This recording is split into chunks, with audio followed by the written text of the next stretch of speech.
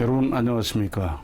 여러분께서 그렇게 기다리시던 일본의 고도 선생, 고도가 우이문 다카시마 카에몬 선생의 고도 역단 주역점 책이 드디어 나왔습니다.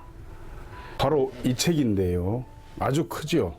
본문만 584페이지에 이르는 방대한 양입니다. 그리고 2도 인쇄로 되어 있습니다. 그전에는 저희 월간역학에 그동안 30년 동안 이걸 3번 연재를 했습니다. 그리고 연재됐던 것을 복사 재본해서 그 당시에 7만원 또는 12만원에 판매를 했습니다. 그런데 찾는 분도 많으시고 그래서 아예 이것을 단행본으로 냈습니다. 이 책입니다. 바로 주역 공부의 필독서입니다. 이 책은 정말 주역을 공부하는 분이라면 반드시 읽어야 되는 그런 필독서입니다. 고도역단 주역점, 제가 역주를 했고요. 일본 최고 대가 고도 선생이 남긴 주역 64괴 384효의 점괘와 해설 이렇게 되어 있습니다.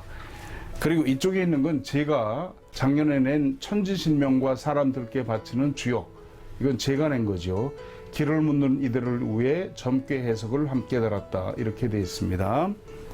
고도역단 주역점, 이 책은요 다카시마 카에몬이라고 고도가 우이문입니다. 한자로는 1832년부터 1914년까지 사신 분입니다. 근데 이분이 1894년에 고도역단이라고 해서 책을 출판을 했습니다. 그 책입니다. 그러니까 137년 전에 나온 그 책입니다. 이분이 점친 내용은 이런 것들입니다. 국운, 일본의 국운, 중국의 국운, 또는 프랑스의 국운, 이런 것도 있고요. 일본 천황가를 비롯해서 일본 정치인과 고관들의 운세, 그리고 관운, 그리고 재물운, 생사, 죽고 사는 거죠. 그 다음에 수명을 점친 것이 몇 개 나옵니다. 그래가지고 당신은 5년 후에 죽을 것이요, 또는 당신은 금년 중에 죽는다, 이렇게 단언을 합니다. 근데 그때 가서 죽습니다. 질병에 관한 거, 암이라든지 또는 콜레라 또는 어떤 질병은 어떻게 치료를 하면 된다 해서 치료된 그런 기록들도 있습니다. 학업, 실물, 도둑 맞은 물건이죠. 그 다음에 전쟁, 일본과 청나라 전쟁, 일본과 러시아 전쟁, 그리고 중국과 영국 전쟁, 중국과 불란서 전쟁, 이런 것들을 점을 쳤습니다. 그리고 외국과의 교섭, 일본과 외국의 교섭이죠. 여기는 한국에 관한 것도 있습니다. 조선, 그리고 국가 간의 관계, 월남을 둘러싼 프랑스와 다른 국가와의 그 교섭 관계, 그 다음에 증권, 주식이죠. 그리고 매매에 관한 것, 부동산이든 물건이든 매매가 되겠느냐 안 되겠느냐. 그 다음에 매입 매출입니다. 이 물건을 사는 게 좋으냐 파는 것이 좋으냐. 그 다음에 피난이 있습니다. 전쟁이나 질병에 대해서 피난에 관한 것들, 이런 여러 분야를 점치고 그 대상 인물이 누구였는지도 기록을 했습니다. 그리고 결과를 상세하게 기록해서 남김으로써 우리가 이 책을 공부하면 주역의 오묘한 이치를 알게 되고 주역점을 칠 수 있게 됩니다. 제가 이 책을 입수하게 된 동기는 이렇습니다. 1990년에 제가 월간역학 창간호를 내고서요, 국내에는 필진이 별로 없습니다. 그래서 대만이나 홍콩이나 일본이나 이쪽으로 부지런히 다니면서 책을 구할 때였습니다. 여러분 동경에 가시면 아키하바라라고 있죠. 세계 최대 전자상가입니다. 전 세계 전자제품이 없는 것이 없었죠. 그때 여름인데요, 아키하바라에 가면 그 당시에 우리 삼성전자는 매장도 없었고 삼성전자 제품은 끼지도 못했습니다. 아키하바라 그 옆골목에 조그만 골목이 있는데 그 안에 들어가면 1층에 가게 하나를 얻어서 삼성이라고 붙이고 거기서 삼성 TV 또는 카세트, 라디오 이런 걸 팔던 시대였습니다. 삼성 직원도 없고 점원은 일본에 유학 와 있는 한국 유학생 아르바이트생이 하던 그런 때입니다. 제가 아키하바라를 둘러보다가 다리를 하나 건너가면 신전 간다라고 그러죠. 그쪽으로 갑니다. 거기 가면 산세이돈이 삼성당이죠. 이런 큰 대형 출판사와 서점이 즐비하죠. 쭉 다니다 봤더니 원서방이라고 한 서점이 붓글씨로 쓴 게 눈에 들어왔습니다. 그래서 가서 뒤지다 보니까 끈으로 묶은 책인데 봤더니 한정판 100권이라고 그렇게 돼 있어요. 그래서 물어봤더니 그 당시 돈으로 17만 엔이라고 그럽니다. 그때 5대1 할 때니까요. 85만 원이죠. 한국 돈. 그런데 그때 한번 외국 나갈 때 우리가 환전할 수 있는 액수가 1,500달러였습니다. 그러니까 700대1 하면 그때 어떻게 됩니까? 한 100만 원 조금 넘는 거죠. 그런데 일본 가면서 1,500달러를 다 받고 갈 리가 없지 않습니까?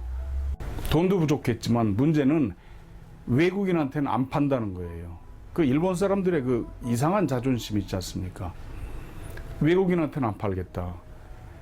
그래서 한 이틀을 사정하다가 안 돼서 다시 돌아가지고 돈을 더 바꿔가지고 그 전에 남은 거 하고 가지고 갔습니다. 가지고 가서 3일을 사정을 했습니다.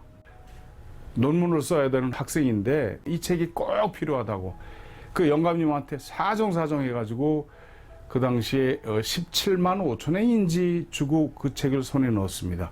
그리고 들어와서 바로 91년 1월로부터 번역해서 실기 시작했습니다. 제가 이 책을 3번 번역해서 실었고요. 그리고 수십 회 이 책을 읽었습니다. 그러면서 정말 주역에 대한 깊은 이해를 하게 되고 주역점에 대해서 알게 되고 정말 신명의 소리를 듣게 됐습니다. 그랬기에 이번에 32년 만에 이 책을 내게 된 것입니다. 이 책은 이렇게 만들어져 있습니다. 주역점 치는 방법을 아주 간결하고 알기 쉽게 설명을 하고요. 그 다음에 주역의 괴사, 단전, 상전, 효사를 모두 실어서 주역 공부를 함께 할 수 있게 했습니다. 이건 제가 한 겁니다. 첫 번째 건의천부터 64, 화수 미제까지 384회의 점괘, 대상 인물, 사건, 예측, 결과를 수록했습니다. 근데 이 중에서 4개 점괘가 없습니다. 원전에 원래 없습니다. 그래서 그거는 제가 30년 동안 점을 쳐서 월간역학에 실었던 것 가운데 간추려서 채워 넣었습니다. 주역과 주역점을 이해하기 아주 쉽게 설명한 그런 특징이 있는 책입니다. 이 고도가 우이문, 다카시마 카에몬이라고 읽습니다만 1832년에 출생해서 1914년에 돌아갔습니다. 이분은 어려서 부친의 가르침에 따라서 사서오경과 육유연의, 중국 명나라 말기 청나라 초기의 도덕교본입니다. 이런 책 등을 배웠다 그래요. 두뇌가 명석해서 경서, 사서오경이죠. 한두 번 읽으면 이걸 모두 기억했다고 합니다. 이분은 요코하마의 실업가, 사업가입니다. 역학자고 에도 시대 이래 요코하마 3인의 명사 가운데 한 사람에 속합니다. 1855년 11월 일본에 안세이 대지진이 있었죠. 그런데 그 며칠 전 솥이 이유 없이 울리더라 그 말이죠. 그래서 입소해서 점을 쳐서 화가들은 점괘를 얻었습니다. 그렇기 때문에 대화재가 있겠구나 해가지고 목재를 대량으로 사들입니다. 그런데 그 후에 대지진이 발생하고 화재가 나서 목재를 팔아서 큰 돈을 벌게 됩니다. 27세 때 요코하마에 자기, 도자기 있죠? 그리고 주석류를 판매하는 상점 히젠야라고 하는 가게를 개점을 합니다. 근데 그 당시 금화하고 은화의 교환이 금지되어 있었습니다. 근데 다카시마 선생은 외국인들한테 금화를 팔고 은화를 받아서 굉장히 많은 수입을 올렸죠. 그러다가 경찰에 적발, 그 도피했다가 자수해서 28세에 감옥에 갔는데 그때 징역을 7년 받습니다. 감옥 내에서 낡은 다다미 사이에서 주역책을 발견을 합니다. 그래가지고 암송할 수 있을 때까지 읽고 종이를 가늘게 꼬아 만든 점대로 점을 칩니다. 그랬다가 그 감옥의 간수 중에 꽤 높은 자리에 있는 사람들 점을 쳐줘서 적중을 해요. 그래서 그 사람들이 점이 맞으면 당신 형기를 줄여주겠다. 그래가지고 2년인가 2년 반을 줄여서 5년 만에 석방돼가지고 나왔는데 에도 동경에 살았죠, 그전엔. 근데 동경에서 추방까지 됩니다. 그래서 요코하마로 이주를 하고요. 거기서 점포를 빌려서 목재상을 시작을 합니다. 당시 미국 공사를 개입시켜서 영국 공사 해리 파크스로부터 영국 공사관 건축을 하청받게 됩니다. 그것이 계기가 돼서 많은 외국인으로부터 건축 의뢰를 받아서 돈을 벌게 됩니다. 당시에는 요코하마에 정부 고관이나 외국인이 이용할 수 있는 여관이 없었습니다. 그 호텔이 없었죠. 그렇기 때문에 이 양반이 1867년 요코하마 오노에초, 현 요코하마시 중심가입니다만 거기에 다카시마야라고 하는 호텔을 건립을 합니다.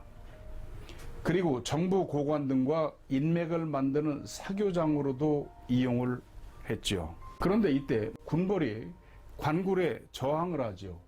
그러자 정부에서 억압을 해서 거기 주민들이 다 굶어 죽게 생겼어요. 주민들이 기근에 빠지자 70만 냥을 헌금해서 백성들을 기근으로부터 구합니다. 참 큰일을 한 거죠. 요즘 같으면 70억을 내서 그 군 전체 사람들을 쌀을 사서 먹인 겁니다. 그 다음에 와세다 대학 설립자인 정치인 오쿠마 시게노부라고 이 사람에게 동경과 요코하마를 연결하는 철도 건설이 필요하다라고 역설을 합니다. 그래서 그게 받아들여져서 선로 단축으로 해서 요코하마 항을 매립을 합니다. 이 땅이 현재 요코하마의 서구에 있는데 그의 우여부를 기념해서 다카시마초라고 고도종이라고 명명이 되어 있습니다. 이것이 일본 최초의 철도입니다. 현 JR 동해도선이 바로 다카시마 선생이 개설한 철도가 되겠습니다. 일본 최초의 철도를 부설했으니까 아주 큰 일을 한 겁니다. 어학원인 란샤도우라고 이 다카시마 학교라고 그랬는데 그걸 설립해서 인재들을 배출합니다. 그리고 1873년 이 학교 설립의 공으로 메이지 천황으로부터 3벌의 은배를 하사를 받습니다. 그 당시에 일본 사람으로서 천황한테 은배를 하사받는다고 하는 건 엄청난 영광이죠. 1872년 10월 31일 저녁 자기 사비를 들여서 요코하마 거리 전체에 일본 최초로 가스 등을 설치하고 점등을 했습니다. 그래서 일본 가스 기념일이 10월 31일이거든요. 그 일본 가스 기념일은 여기서 유래한 것이라고 합니다. 1874년 요코하마와 하코다테 항을 연결하는 정기 여객선까지 개통을 합니다. 자기 돈으로. 그리고 아이치 시멘트 주식회사라고 시멘트 회사를 설립을 해요. 홋카이도 북해도죠. 탄광철도 주식회사 사장으로 취임해서 토지를 개간합니다. 그리고 동경시가 철도 주식회사 사장을 역임을 하고 사업에 점을 쳐서 앞일을 예측해서 성공을 합니다. 정부 고관도 정한론, 한국을 정벌하자 그 말이죠. 삼거리 가운데 사이코 다카모리가 조선을 치자고 하는 정한론을 주장을 합니다. 그래서 이런 정한론 등 정치인의 중요한 일은 그에게 점을 치게 하는 사람이 아주 많았습니다. 1884년인가요? 갑신정변에 실패하고 김옥균, 박영효가 일본으로 도주를 했죠. 그래서 일본에 가서 이 다카시마에게 몸을 의탁하고 역을 배웠습니다. 주역을 배웠어요. 고대역단은 한문으로 번역이 돼가지고 중국의 우에한스카이 원세계죠. 리홍장, 이홍장 등 청나라 지식인에도 이것이 전해집니다. 이 다카시마 선생은 역을 종교라고 보고 영문으로 번역해서 미국 시카고에서 개최된 세계 종교 대회에 제출까지 합니다. 이 다카시마의 장녀가 타마코인데 이토 히로부미 있죠? 이등방문. 그 장남인 히로쿠니와 결혼을 해서 이 고도 선생 다카시마는 이등방문과 사돈이 됩니다. 명치유신 3걸 가운데 두 사람, 즉 사이코 다카모리, 서양융성, 또 오쿠보 도시미치, 대고보리통이죠. 이 두 사람과 이토 히로부미 등의 죽음을 예견을 합니다. 히로부미 점을 쳤는데 점괘가 간꾀가 겹치는 간의산이 나왔어요. 그래서 가지 말라고 하는데 서찰을 써서 보냈는데 이토 히로부미는 이미 배를 타고 떠나버렸죠. 근데 이 간이라고 하는 건 안중근의 이름인 근의 오른쪽 방 이거죠. 이거. 간이 겹치는 것은 간이 겹치는 중간. 그렇죠? 중이라고 하는 건 겹친다 그 말입니다. 즉 중군을 가리키는 것이었다 이 말이죠. 하얼빈역에서 안중근이 쏜 총알을 맞고 이토 히로부미가 죽죠. 이토 히로부미의 죽음을 예견하고도 결심을 바꿀 수 없었던 것을 자책해서 이토 히로부미 사망 후에는 타인에 대해서 점을 치지를 않았습니다. 이분은 자신의 임종을 예지해서 생전에 임종을 적은 의패를 가지고 있었습니다. 아주 친하게 지내던 인상학자, 즉 관상가죠. 사쿠라이 오오지라고 하는 그분이 문병을 갔더니 다카시마 카에몬이 그분한테 자신의 수명을 물었어요. 그러니까 사쿠라이가 여생은 3개월이다. 10월 중순까지의 수명이라고 대답을 합니다. 그러니까 다카시마가 자신의 의패를 보이는데 이렇게 써 있었다 이 말이죠. 타이쇼 3년 1914년 10월 17일 몰 향년 83세 이렇게 써 있었다는 거예요. 점을 쳐서 이렇게 써놓고 있었던 겁니다. 이 다카시마는 자신의 예지대로 사망을 하고 묘소는 동경부군 센카쿠지 천악사에 있다고 합니다. 점을 치기 전에 또 고대역단에 들어가기 전에 여러 가지 설명문이 있습니다. 한번 보시죠. 역의례 그래서 역이란 일과 월 두 가지의 큰 빛을 합한 글자로 횡호로 나란히 쓰면 밝을 명자가 된다. 이것은 역에 의하면 삼라만상의 모든 성정이나 동작의 원리가 박제하는 것이 없다고 하는 의미입니다. 이게 이제 이른바 역에서 주역의 그 자의설이라고 하는 겁니다.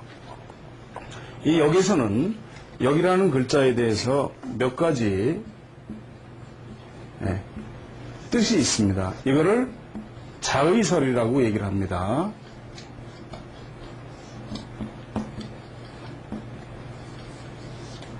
자의설이라고 얘기하죠. 여기 지금 고도 선생은 이 역이라고 하는 글자가 위에는 날일자고 밑에는 달월자가 합쳐진 글자다. 이렇게 본 거죠. 이것도 원래 자의설에 있는 내용입니다. 역이라는 글자는 위에는 날일이고 밑에는 달월이기 때문에 해와 달의 원리를 본받은 것이다. 그러므로 또한 해와 달을 거스르지 말라는 그런 뜻이 있다. 이렇게 설명을 하기도 하고 일과 월이 합쳐져서 밝을 명자가 되기 때문에 여기에 의해서 천하를 모두 밝힌다. 라고 하는 그런 뜻이 있다고도 합니다. 그런가 하면은 또한 도마뱀설이 있습니다. 여기라고 하는 고대의 글자를 보면 이것이 꾸불꾸불 되어 있어서 이렇게 도마뱀처럼 되어 있기 때문에 도마뱀설이라고 합니다. 즉 도마뱀이 하루에도 색깔을 12번 바꾸기 때문에 역도 항상 변화한다는 그 이치가 도마뱀에서 이 글자를 만들어낸 것이다 라고 얘기를 합니다. 요즘으로 보면 카멜레온쯤 되는 그런 얘기가 되겠습니다. 그러나 고도 선생은 여기서 일월우이역 하는 해와 달이 여기 된다라고 하는 그 글자를, 그 자의서를 따른 것을 알 수가 있죠. 그 다음에 도였습니다. 도란 수주한다는 자의다. 그렇죠? 도는 위에가 머리 숫자로 되어 있고, 그 다음에 여기 이거는 갈적자입니다. 이거는 간다고 하는 같은 글자지요, 뜻이. 그래서 수와 주라는 자의이다. 즉 인간의 머리에 존재하는 혼과 신으로 통하여 이른바 신과 인간과의 혼이 감몽 교착하고 신의를 받아 이것을 천하를 위해 행함에 바르고 적합한 것을 도라고 한다. 여기 그 다음에 고선생 말씀입니다. 내가 신이 존재한다고 확신하는 것은 지성을 가지고 숨을 모아 입서한다면 100점 100중 100번 점을 쳐서 100번 적중하는 거죠. 100점 100중하여 틀리는 것이 없다는 점에서 신의 존재를 알게 된다. 그리고 중용이라는 고서에 의하면 혼신우이덕 기성의호 시지불시 청지불문 휴무리 불가유라는 구절이 있다. 성인이라도 들을 수 없다고 하고 있지만 나 역시 같다. 또 신지격사 불가도사 인가 사사라고 한다. 성인에 부항하여 천지를 관찰하고 여기에 따라 천명을 받아들일 때 천지 공간에서 영묘하게 되고 측량할 수 없는 신의 존재를 알게 되는 것이다. 그러므로 특히 사라고 생각이죠 하는 글자를 세 가지로 쓰고 있는 것이다. 이른바 성인이 혼신으로 칭하는 것도 내가 신이라고 하는 것도 아무런 차이가 없이 신이라는 글자로 표현하는 것이다. 나는 지성의 도에 의해 여기에 따라 신명을 받아들일 수 있으므로 신의 존재를 확실히 말하는 것이다. 그렇게 돼 있죠. 그 다음에 이제 괴에 대해서 설명했습니다. 괴는 그림이다. 음양을 형으로 나타내어 만물의 으뜸인 원자의 모양을 그려 인간에게 사물의 경계를 나타내는 것이다. 고로 이 자는 기우와 폭으로 이루어져 토를 겹쳐 경계를 복한다라고 하는 의미다. 이 괴자가 그렇다는 거죠, 여러분. 그죠? 여기 보면 흑토가 2개 있고 그 다음에 점친다고 하는 복이 있다 그 말이죠. 효는 교이다. 괴를 거듭해 원자의 결합에 의해서 그 성정에 좋고 나쁨을 나타내고 변동과 회통에 의해 천하의 움직임을 나타내는 것이다. 그렇죠? 그 다음에 단 했습니다. 단은 제이다. 즉 육효에서 나온 전괴의 구성제와 상의, 그죠? 상에 있는 뜻을 짧게 정의해 옛날 그대로의 가르침의 기본을 표현했던 것이다. 또 이자는 돼지시죠. 돼지시가 기뻐 뛰는 것을 나타내고 있다. 돼지가 달리며 즐거워할 때는 머리가 올라가고 입술이 우위를 향하며 털이 영립하기 때문에 마음에 구애됨 없이 의기왕성하다는 의미가 있다. 다음에 상입니다. 상은 열대지방에 사는 거대한 짐승의 이름이다. 코끼리지요. 옛날에는 교통이 불편했기 때문에 실물을 볼 수 없었지만 이따금 코끼리의 이빨이나 뼈를 보고 그 몸의 거대함을 상상했던 것이다. 기사전에 코끼리는 상으로 나오고 있다. 생각하기에 8개의 원자, 즉 8개죠. 8개에 빗대어 만물의 성정을 설명하고 상괴와 하괴를 결합하여 더욱 기륭의 의미를 표현한 것이다. 그 다음에 이제 우리가 보면 길, 흉 이런 것들이 있죠. 길에 관한 겁니다. 길이란 선이고 의이며 득이다. 도리에 따라서 행복을 얻는 것이다. 이 자는 토의, 흑토자와 입구라는 의미로 정확하게 불선이 아닌 것을 말한다. 근데 이것은 토가 아니라 사실은 선비사자죠. 흉이란 땅을 파서 그 속에 떨어져 들어가는 것이다. 즉 도리에 반하여 근심과 재앙을 만난다는 것이다. 후회한다는 뜻이죠. 회란 천명에 따르지 않아 실패하고 괘씸하여 선으로 가는 것을 말한다. 그 다음에 린입니다. 린이란 실패하여도 여전히 잘못을 고치지 않고 남에게 알려지는 것을 두려워해 교묘하게 도망가 악을 숨기는 것을 말한다. 마음을 속이면 작은 악도 결국은 큰 악이 된다. 고로 인애는 애석하게 여긴다는 뜻이 있다 그랬죠? 다음에 무구입니다. 무구란 실패가 있어서 스스로 반성하고 포성하는 것을 말한다. 그 다음에 왕 그랬죠. 왕, 린 이렇게 나오죠. 보면 왕이라는 자는 무엇인가? 하려고 한다는 의미로 나아가 일을 행하여 지망을 달성한다는 것을 말한다. 그 다음에 섭, 건너섭자죠. 섭은 시내를 도보로 건넌다는 의미, 그죠? 냇물을 도보로 건넌다는 의미로 위험을 무릅쓰고 큰 일을 하여 성취할 수 있음을 말하는 것이다. 그 다음에 이제 삼재의 의 그랬습니다. 삼재는 뭐죠? 천인지죠? 그래서 주역에 있어서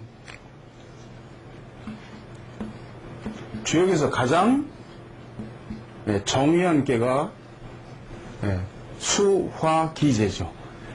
이 위에 있는 것은 이것은 천이 되고 요 두 번째 것은 인이 되고 요 밑에 것은 지가 됩니다. 그래서 이걸 뭐라고 그럽니까? 삼재라고 그러죠. 이게 삼재가 됩니다. 다음에 이제 음양, 정의. 음양의 정의입니다. 제 위치에 들어간 그런 것들이죠. 여기 보시면 지금 이 괴가 음양 정의한 거죠? 네. 밑에 초요는 양, 양, 이게 바로 정의한 거죠. 이걸 정의했다 해서 정의라고 씁니다. 이거는 지금 수화기재고 수화기재와 반대가 되는 화수미재가 있습니다. 이렇게 되면 어떻게 돼요? 이거는 한 꾀에서 6표 전체가 모두 부정의한 거죠. 이런 것을 정의라고 얘기를 합니다. 그래서 여기 보시면 지금 이제 정의한 꾀 이것을 밑에 양이니까 1001이라고 그러고 지2 1003 지4 1005 그리고 지6 이렇게 얘기를 하죠. 이것은 계사상전에 있는 내용을 근거로 한 겁니다. 교재를 보시면 역은 삼천양지수에 따라 천지와 강유의 우위를 정한 것으로 우위 그림처럼 천일지2 천삼지사 천오 지6으로 한다 그 말이죠. 음요와 양요가 모두 어울려 각각의 우위가 정확하게 정돈되어 있는 것은 수화기재뿐이다. 그렇죠? 무릇 여기서 우위에 해당한다거나 해당하지 않는다고 하는 것은 이 원리에서 유출된 것으로 천하의 대소사물이 모두 물의 도리에 맞게 되어 있는 것은 아닌가 하는 모두 여기에서 판단하는 것이다. 지2와 지4를 양지라고 한다 그 말이죠. 지2 여기죠.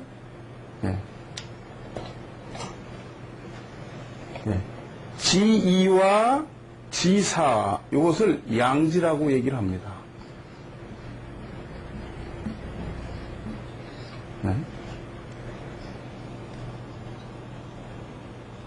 그리고 지를 사이에 두고 있는 천일하고 천호를 양천이라고 그래요. 여기죠? 네. 요거는 2요와 4요는 양지고, 초요하고 5요는 뭐예요? 양천이라고 얘기를 하죠. 예. 그리고 중간에 있는 3요까지를 해서 삼천이라고 얘기를 합니다. 그러면 지금 이 3요는 뭡니까? 양쪽 땅속에 있기 때문에 이것은 지중천이라고 얘기를 하는 거죠. 그래서 내용을 보시면 상요의 지육의 음은 지구 바깥의 세계 우주를 나타낸다 이 말이죠. 네. 여기 있는 이 땅은 하늘 우의 땅이에요. 이것은 그렇기 때문에 우주 바깥의 세계를 나타낸다고 하는 거죠. 이 삼천양지의 위는 여기에 있어서 가장 중요한 것이다. 천이 거해야 하는 위치에 지가 거하는 것은 위치에 맞지 않는다고 하고, 지가 거해야 할 위치에 천이 거해도 역시 우에 맞지 않는다고 한다. 여기 시와 장소와 위치의 엄밀한 것은 다음과 같다 그랬죠. 그 다음에 이제 중정 그랬습니다. 중정.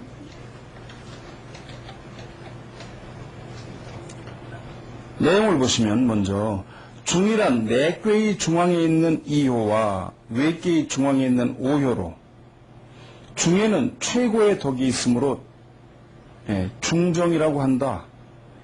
괴의 중에서 특히 5효와 2효를 더욱 중요시하는 것은 중정의 덕이 왕성하기 때문으로 정이 아니어도 책하는 일이 적다. 아니어도. 정이라는 건 뭐예요?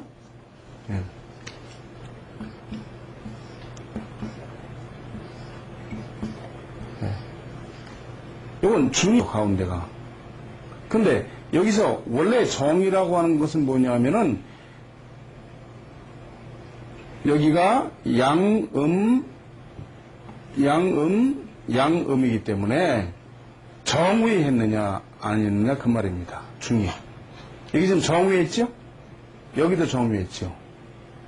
이런 경우에 이 중정이라고 얘기를 합니다.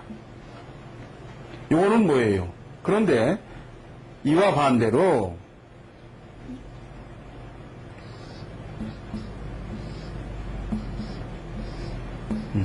이렇게 되면은 정원에 있죠. 가운데 들어간 것은 보통 가운데 자리를 차지했다 그래서 이걸 득중이라고 얘기를 합니다. 그러니까 득중하고 득정을 한 거지 여기. 그런데 여기는 어떻게 돼요? 득중은 했지만 득정하지는 않은 거죠. 그죠?